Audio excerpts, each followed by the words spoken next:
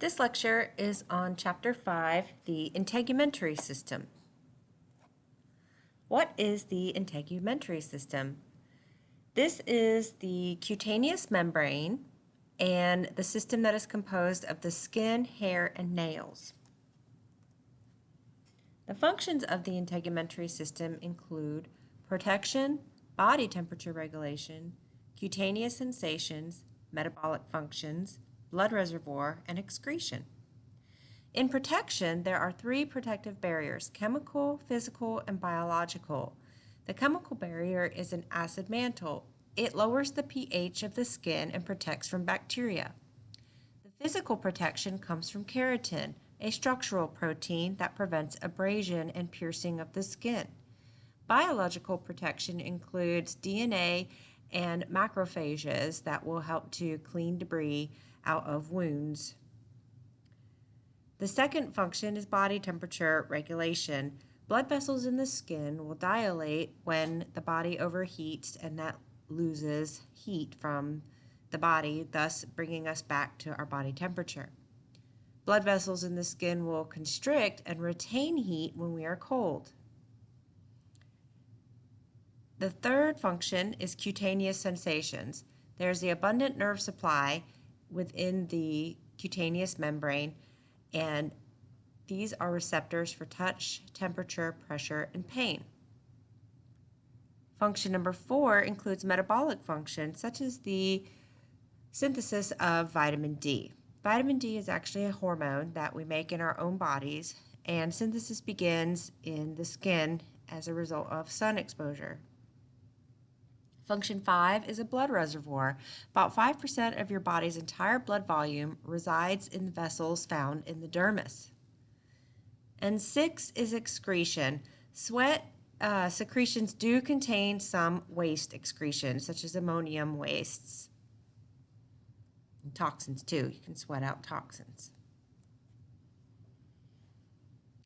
So remember, the skin is called the cutaneous membrane, and it consists of 3 major regions: the epidermis, the dermis, and the hypodermis. The epidermis is the superficial region that is exposed to the exterior environment. The dermis is the middle region found deep to the epidermis, and the hypodermis is the deepest region, and it is also called the subcutaneous layer.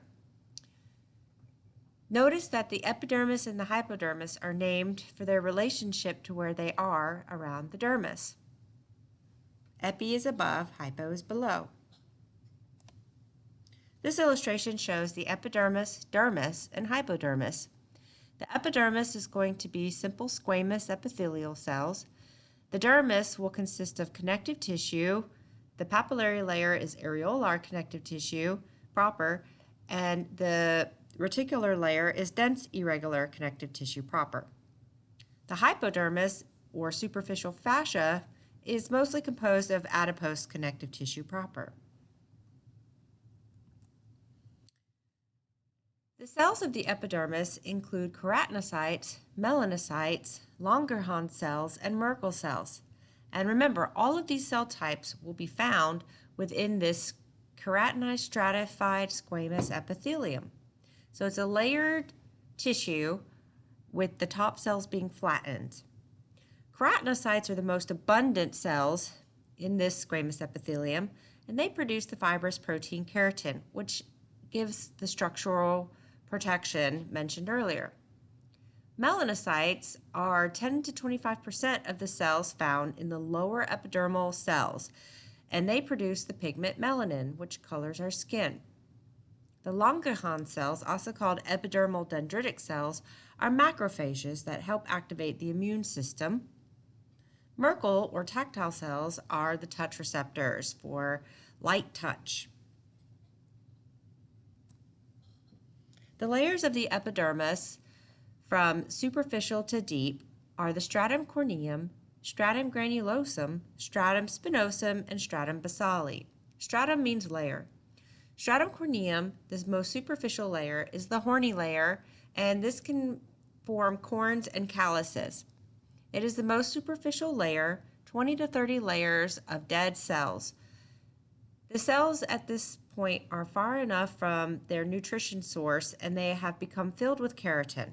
And so they are dead and they will slough off. Stratum granulosum is the granular layer and it is deep to the stratum corneum, consists of 3 to 5 layers of flattened cells.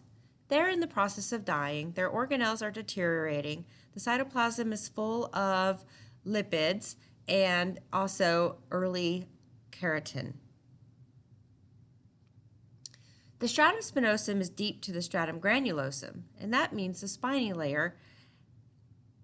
It is going to be composed of several layers of keratinocytes unified by desmosomes, and remember, desmosomes are our keratin as well. Cells will contain thick bundles of pre-keratin that will end up filling the entire cell as it matures. The deepest layer is the stratum basale, or basal layer, and it is one row of actively dividing stem cells. There will be some melanocytes and epidermal dendritic cells throughout this layer as well. As the stem cells mature, they will be pushed towards the surface layers, eventually finding their way into the spiny layer, granular layer, and horny layer. There's another layer of epidermal cells called the stratum lucidum, and it's found in thick skin. It is a thin, transparent band superficial to the stratum granulosum. So it's located between the stratum corneum and the stratum granulosum. And these are flat, dead keratinocytes as well, and being found in the palms of the hands and the soles of the feet, this contributes to the corns and calluses mentioned earlier. The mnemonic to remember the layers of skin from superficial to deep is, can Lucy give some blood? Can is C for corneum, Lucy is L for lucidum, and remember, lucidum is found in thick skin only. Give is G for granulosum, some is S for spinosum, and blood is B for basal. So can Lucy give some blood? Corneum, lucidum, granulosum, spinosum, and basale.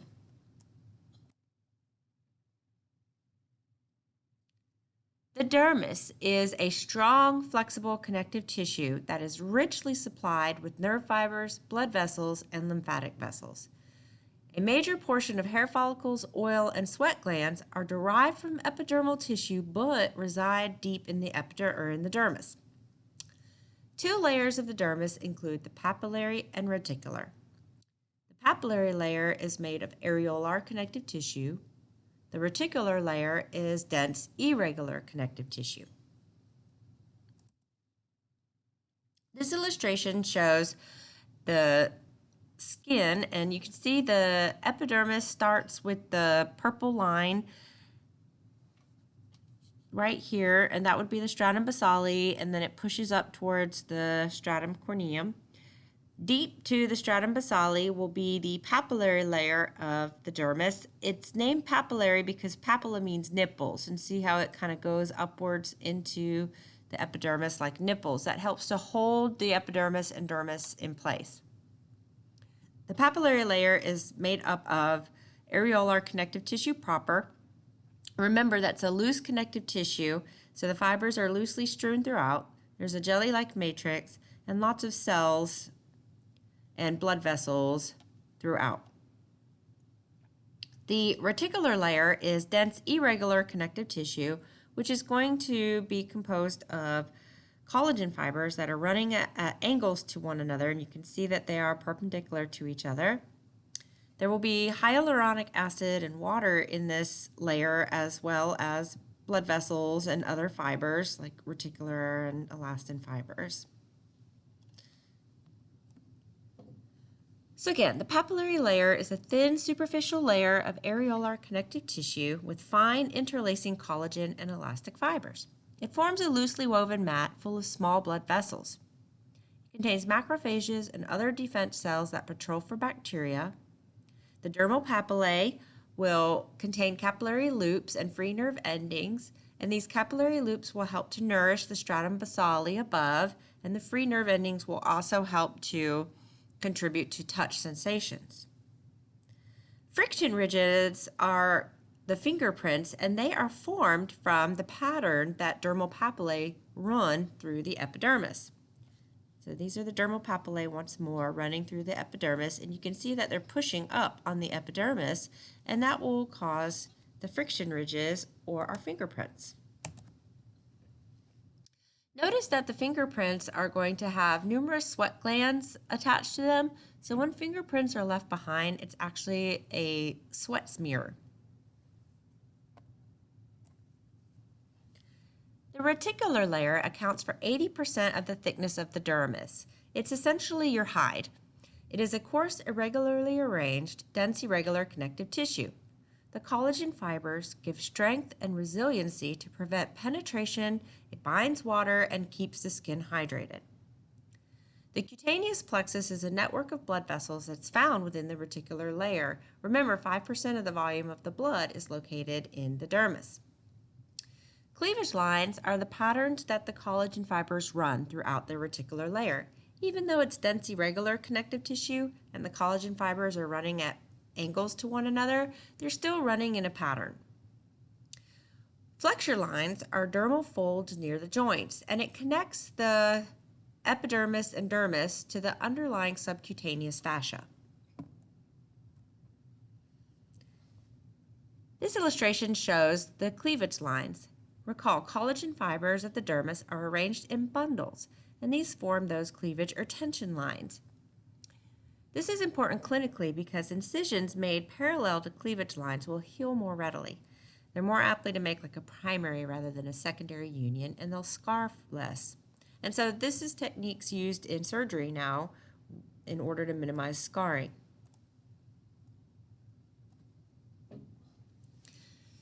A blister occurs when the epidermal and dermal layers are separated by a fluid-filled pocket. This is a short-term acute trauma, and it's usually caused by friction. Extreme stretching of the skin can tear the dermis, either during regular growth or pregnancy or muscle building. Once these stretch marks heal, they are silvery white scars.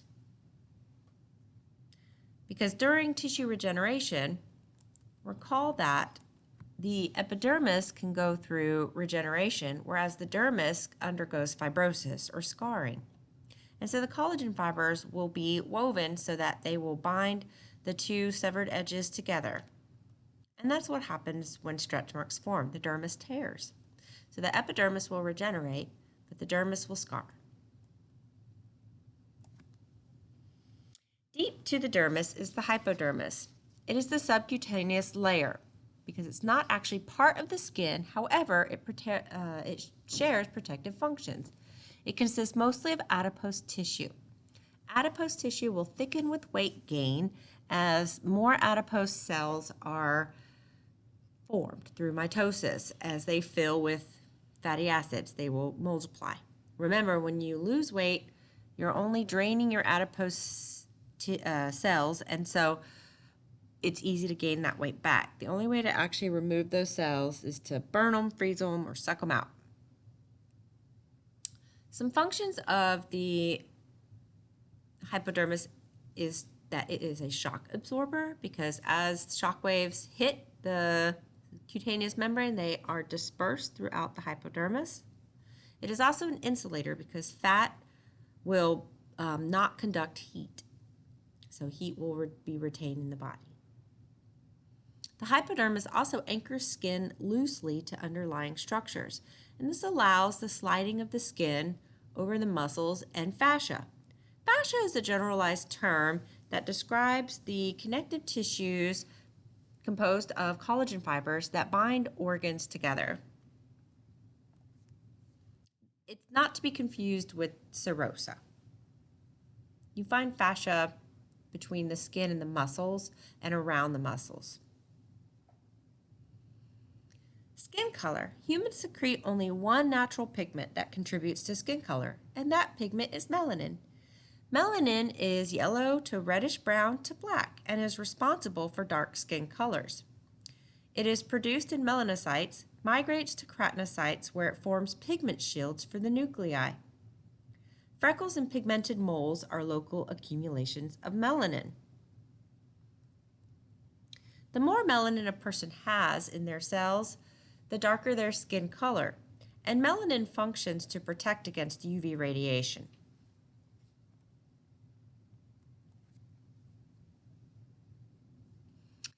There are several accessory structures of the skin, and all are derivatives of the epidermis, even if they extend down into the dermis or hypodermis. Accessory structures include nails, hairs, merocrine sweat glands, apocrine sweat glands, and sebaceous oil glands. Nails are a scale-like modification of the epidermis found on the distal dorsal surface of the fingers and toes. They consist of dead keratinized cells and contain hard keratin, much like hair. Nails are essentially tools that are used to help us manipulate the environment.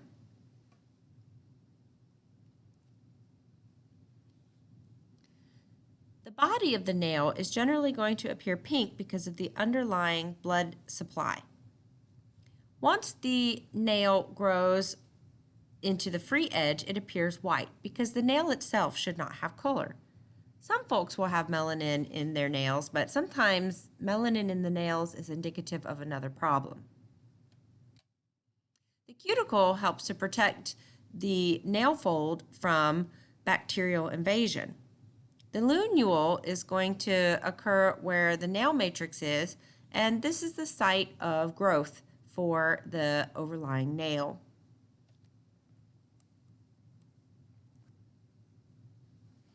Hair consists of a hair follicle and a shaft. The hair follicle is located in the epidermis, and the shaft is what we see growing beyond the epidermis.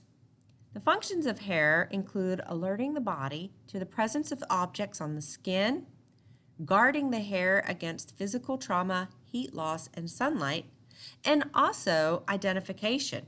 We rely on people's hair a lot of times to recognize them. Hair is distributed across the entire surface of the body except for the palms, the soles, the lips, nipples, and portions of the external genitalia. There are two types of hair based on thickness, vellus and terminal. Vellus hair is pale, fine body hair of children and adult females, affectionately referred to as peach fuzz. Terminal hair is coarse, long hair found in the eyebrows, scalp, axillary, and pubic regions. Also, it's found on the face and neck of males as a result of testosterone. The three layers of the hair include the cuticle, cortex, and medulla. Hair consists of dead keratinized cells, much like nails, and it also contains hard keratin. Hard keratin is more durable than the soft keratin of the skin. Hair pigments include melanin, yellow, rust brown, and black. So the more melanin one has in their hair, the darker it will be. Gray-white hair has decreased melanin production and increased air bubbles in the shaft, so it becomes lighter in color and also more brittle. The medulla is the core of the hair, as you can see in the illustration in yellow. It may be absent. The medulla is absent in vellus hair, the peach fuzz. The cortex is like the body of the hair. It's the main part of the hair. It contains the pigment, melanin. It also will contain moisture. The cuticle is the outer layer of the hair shaft, and it consists of overlapping keratin cells that move like shingles and works to protect the scale, or works to protect the cortex and the medulla beneath. The cuticle is transparent. In order to dye one's hair permanently, the cuticle must be opened in order to deposit the pigment into the cortex. That's what ammonia does. Ammonia opens that cuticle, and then oils, of course, help to seal the cuticle and close it after coloring. A healthy cuticle is shown to the left, and the keratin cells should overlap like nice shingles so that they can bend and be flexible without tangling. Whereas with a damaged cuticle, you can see that the roughened edges of those shingles will catch on hairs in the vicinity and cause tangling. The hair follicle is going to be found deep to the shaft, and it is part of the epidermis. It will have a hair attached to it called the erector pili, which is a smooth muscle that contracts to form goose pimples. I'll mention those in a moment. Sebaceous glands are also attached to the hair shaft, and oil will be released to help lubricate the cuticle. The hair bulb and the hair root are found deepest in the hair follicle and will contain the cells that are growing and dividing and depositing pigment. This picture shows the erector pili muscles contracting to form goose pimples. This is a systemic response that is stimulated by the sympathetic nervous system in response to either a chill or emotional reaction. So the chill is kind of vestigial. It's left over from other mammals who have longer hair than we do and thus form fur, whereas we don't really have fur. Some people can be hairier than others, but we're not generally covered with a thick layer of fur. But the goose pimples function to raise the hair so it traps heat and warms the body. So it's a leftover from our ancestors. And then with emotions, if you think about a dog or a cat who gets nervous and raises their hackles on their ridge, that is the same thing as when you get goose pimples when you feel emotional. There are several glands found in the epidermis: the merocrine glands, apocrine glands, and sebaceous glands. The merocrine glands are a type of sudoriferous or sweat gland. Merocrine glands are exocrine glands that are abundant on the palms of the hands, the soles of the feet, and on the forehead. These are your generalized sweat glands, and they will secrete sweat, which is 99% water. Sodium chloride, vitamin C, antibodies, dermacidin, and traces of metabolic waste are also included. Sweat is acidic. It should be between a pH of 4 and 6. This helps to maintain the acid mantle, which protects against bacteria.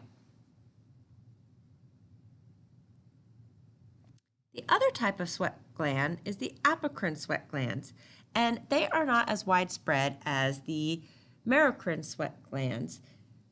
Apocrine sweat glands are generally confined to the axillary and anogenital areas, and they secrete a mixture of sebum, which is sweat plus fatty substances along with proteins, and there is also pheromones contained in this sweaty secretion.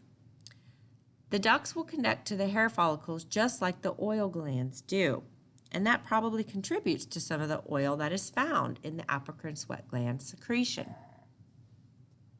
Apocrine sweat glands generally become active during puberty. Specialized apocrine glands include the ceruminous glands and mammary glands. Ceruminous glands are found in the external ear canal and secrete earwax, which is an oily secretion to protect the ear from pathogens and bugs, dirt. Mammary glands are found in the pectoral region and will form milk in mammals. And the mammary glands are connected to the nipple so that the milk can be excreted for feeding an infant when needed. Both males and females will have mammary glands, but the estrogen is what stimulates mammary glands to grow. That's why males and females both have nipples, because we're both mammals. It's just the hormones have to turn on in order for the mammary glands to swell up. What causes milk production to occur are also hormones, oxytocin and prolactin. Oil glands are also called sebaceous glands because they secrete sebum, just like those apocrine sweat glands do. So the sebaceous glands are exocrine glands that are widely distributed because they're found on hairs all over the body, whereas apocrine sweat glands are only found on hairs located in the axillary and anogenital regions. Just like apocrine sweat glands, oil glands become active at puberty. And they secrete sebum, which is an oily secretion. It is bactericidal and it works to soften hair and skin. The problem arises when the sebum gets backed up and cannot be excreted properly, or if bacteria gets trapped in those glands and causes inflammation, and then pimples can form. Wherever you have a hair, you can have folliculitis, which is a little pimple. Now let's talk about some homeostatic imbalances. Burns, of course, are injuries, and then we'll talk about cancer, and then aging and be done. So burns can occur from heat, electricity, radiation, or certain chemicals. A burn is going to comprise tissue damage, denatured proteins, and cell death. There are two important threats from third-degree burns. The immediate threat is dehydration and electrolyte imbalance. This leads to renal shutdown, circulatory shock, and hypothermia as the body is no longer able to regulate its temperature. The later threat is infection as bacteria take advantage of this breach in the skin barrier. In a first-degree burn, only the epidermis is damaged, so that superficial one layer of skin. Symptoms of first-degree burns include localized redness, swelling, and pain. First-degree burns tend to heal in 2 to 3 days without special attention. This is a sunburn that is shown, but first-degree burns can also occur if a hot pepper is touched. That capsaicin is a chemical, so that's like a chemical burn. I've been burned by a habanero pepper before, cutting it up without gloves on. Don't do that. That was dumb. Second-degree burns. These injure the epidermis and upper regions of the dermis. So 2 layers are affected here. The symptoms are redness, swelling, pain with blisters. So you know you have a second-degree burn if it blisters. And yes, a sunburn can become a second-degree burn. A lot of people get second-degree burns from scalding water. The skin will regenerate with little to no scarring. There may be scarring. Sometimes the second-degree burn is severe enough that significant scarring occurs. And it can take 3 to 4 weeks to heal. Third-degree burns are called full-thickness burns because they involve the entire thickness of the skin. So the epidermis, the dermis, and the hypodermis are all affected. Nerve endings in the area are destroyed, and skin grafting is usually necessary to stop fluid loss and infection because they cannot heal on their own. And obviously, this third-degree burn here is going to have to be debrided, meaning the skin, and sometimes if there's clothes and stuff like that, those all have to be scraped off of that burn. So this is an illustration showing the first-degree burn at top, the second-degree burn, and then the third-degree burn. Fourth-degree burns can occur, and they go down into the muscle and bone layer. A critical burn occurs if over 25% of the body has second-degree burns, or over 10% of the body has third-degree burns, or there are third-degree burns on the face, hands, or feet. The rule of nines is a method used to estimate the volume of fluid loss by computing the percentage of the body surface burned. So regions of the body are divided into multiples of 9. So the anterior trunk will be 18%. If you add it to the posterior trunk, that makes up 36%. The anterior head is 4.5. The posterior head and neck is 4.5. So together, the head and neck are 9%. The anterior upper limbs are 9%, the posterior upper limbs are 9%. So together, those would form 18% of the body. And then the anterior and posterior lower limbs are 36%, just like the trunk. So basically, the head and neck is 9%. The anterior and posterior upper limbs are 18% total. The anterior and posterior trunk are 36%. And the anterior and posterior lower limbs are 36%. The perineum, which is the genitalia area between the genitalia and the anus, is 1%. So altogether, that forms 100% of the surface of the body. This shows a burn to an airway, which is critical because swelling will block the flow of air into the lungs. Now let's talk about skin cancer. 1 in 5 Americans develops skin cancer. Most tumors arise in the skin, are benign, and do not spread. The crucial risk factor is the overexposure to UV radiation in the sunlight. There are new skin lotions that can fix damaged DNA. You'll see it marketed as like Helioplex. And they are liposomes filled with enzymes that initiate repair of DNA mutations, and it is a process completed by cellular enzymes. The 3 types of skin cancer are basal cell carcinoma, squamous cell carcinoma, and melanoma. Basal cell carcinoma is the least malignant but most common skin cancer. It accounts for nearly 80% of skin cancers. The cancer lesions occur most often on sun-exposed areas of the face, and they appear as shiny dome-shaped nodules that later develop a central ulcer with a pearly white edge. Basal cell carcinoma can also look like a benign tumor called a dermatofibroma. So sometimes a dermatofibroma will be removed and biopsied, and you find out that it isn't skin cancer. Woohoo! Squamous cell carcinoma is the second most common skin cancer. It arises from keratinocytes of the stratum spinosum. Lesions appear as scaly reddened papules, which are small rounded elevations. Papule is like, remember the papillary layer, like a little nipple. It arises most often on the head, scalp, ears, and lower lip, as well as the hands. Squamous cell carcinoma tends to grow rapidly, and it can metastasize if it's not removed. So that needs to get taken care of and addressed. And generally, when you go to a dermatologist, if they see an area that they are worried about, they'll go ahead and remove it.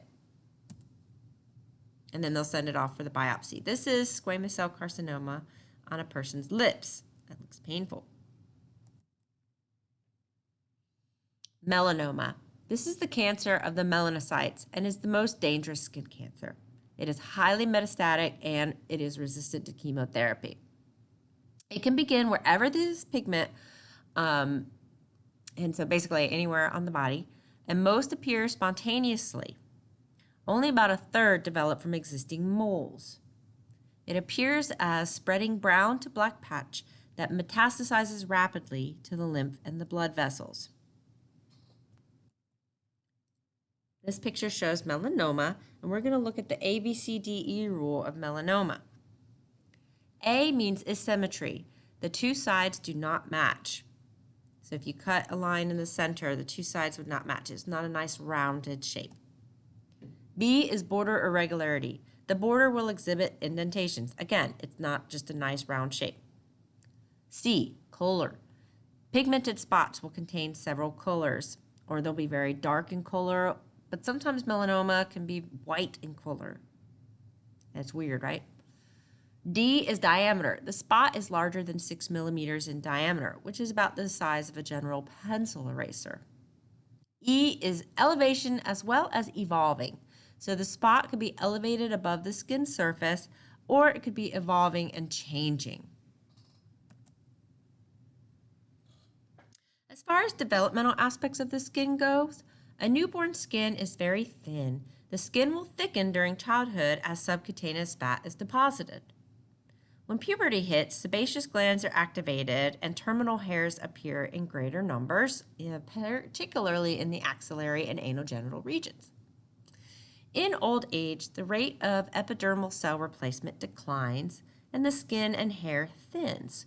Skin glands also become less active, and so the skin can dry out and become brittle. Loss of collagen and elastic fibers, as well as subcutaneous fat loss, can lead to wrinkling. Photo damage is a major cause of skin aging. What the UV radiation does is not only does it damage the DNA, which damages protein synthesis and can also increase the risk of skin cancer, but it damages the extracellular fibers, the collagen and elastic fibers are breaking down from the UV radiation. And that's the end. Thank you for listening.